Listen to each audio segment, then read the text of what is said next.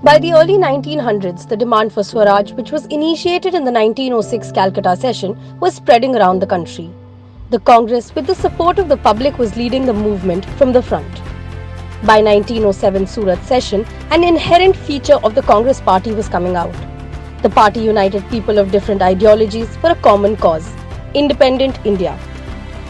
At the Madras session of 1908, under the presidency of Ras Bihari Ghosh, the Congress passed a resolution to reject the partition of Bengal and keep the Bengali identity intact. It also passed a resolution to appoint Indian soldiers to higher posts in the army. After the famine crisis, the Congress took a tough stand on the ever-increasing inflation, and in the same session, the Congress also raised the matter of free primary education.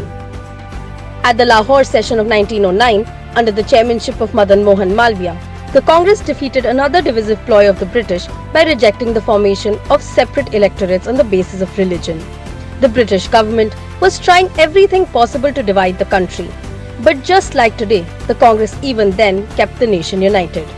In the 1909 session, Bhupendranath Bose and Surendranath Banerjee were sent to England to spread the word amidst the global community on Britain's divisive agenda.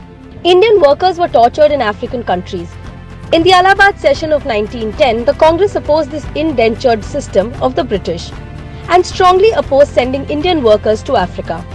The Congress succeeded in protecting Indian interests and thus gained the trust of the Indian people.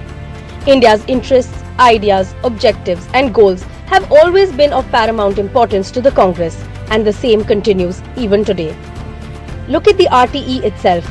Even though it came in 2009, its foundation was laid in the 1908 session almost 100 years ago. The Congress will never stop working for the interest of Indians, no matter what the conditions may be. Jai Hind.